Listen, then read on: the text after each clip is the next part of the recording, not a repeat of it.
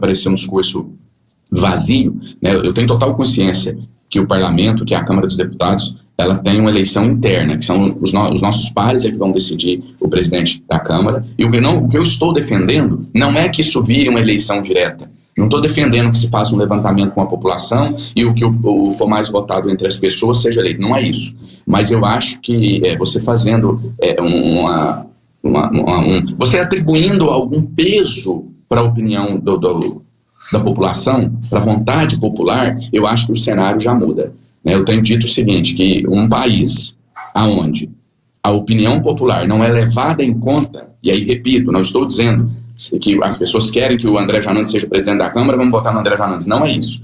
Mas em um país sério, a opinião das pessoas, a opinião da população, ela tem que, no mínimo, ser levada em conta, ser considerada, ser levada para discussão. Eu dizia ontem, o seguinte, se a gente fosse um país sério de verdade, se a gente tivesse uma democracia consolidada, como a gente diz ter, a minha candidatura ela estaria hoje sendo considerada uma candidatura com a relevância de Arthur Lira e Baleia Rossi. Um vem avalizado pelo Palácio do Planalto, o outro vem avalizado pelo Rodrigo Maia e o outro vem avalizado pela vontade popular. Deputado, eu queria trazer agora a discussão dos impactos da Covid-19, né? E o senhor foi um defensor do auxílio emergencial de R$600, na época em que o presidente Jair Bolsonaro, o governo federal, acabou prolongando o auxílio e o valor passou a ser de R$300. Agora, nesse ano, né, de 2021, sem o auxílio, sem os auxílios também estaduais, como, por exemplo, aquele auxílio que o governo do estado aqui de Minas estava fornecendo aos impactados, né, pela Covid-19. Enfim, como fica a situação? Como que o senhor avalia a possibilidade ainda de reverter essa decisão e ter, de alguma forma, um auxílio para essas pessoas ainda esse ano?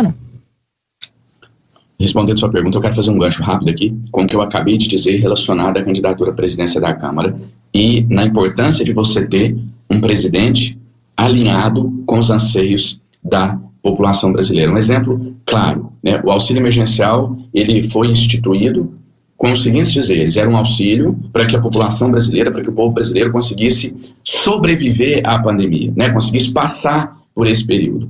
É muito simples.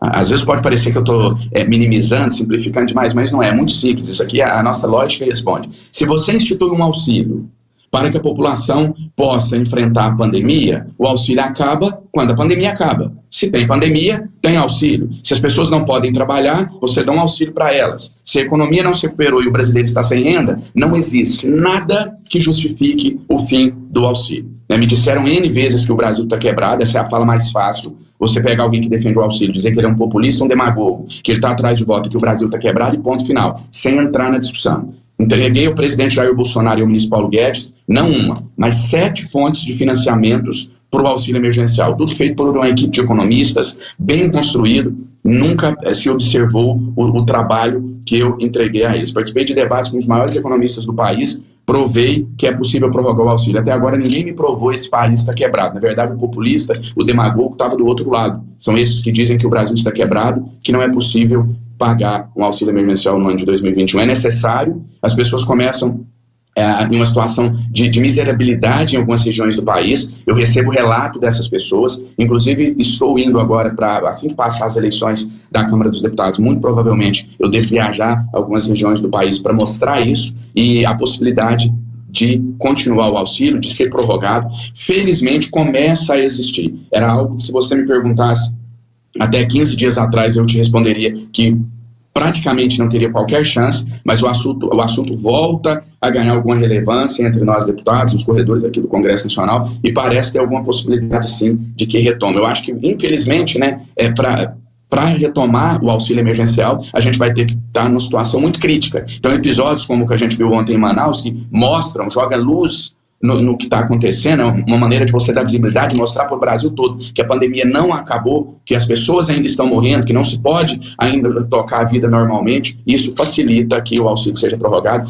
O episódio de Manaus ontem deu muita força para a discussão em grupos de parlamentares, muito se discutiu sobre isso e hoje eu vejo um caminho aí para que o auxílio possa sim voltar.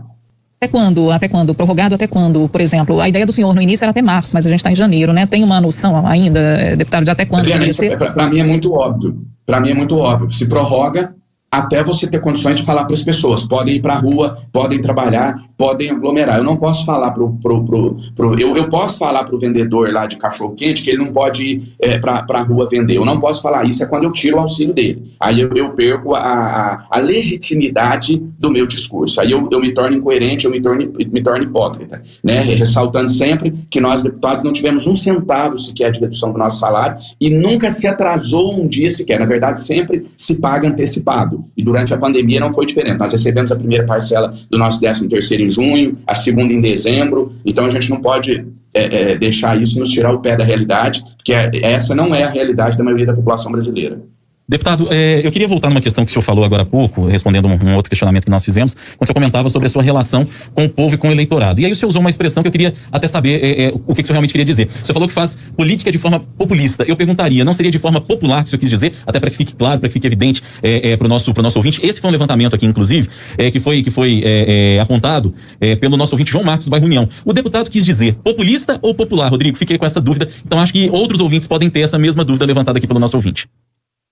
Rodrigo, o termo populista, quando ele foi cunhado, ele trazia justamente essa ideia. O populista, infelizmente, ele passou para a sociedade, ele passou para o nosso linguajar como algo pejorativo, mas não é.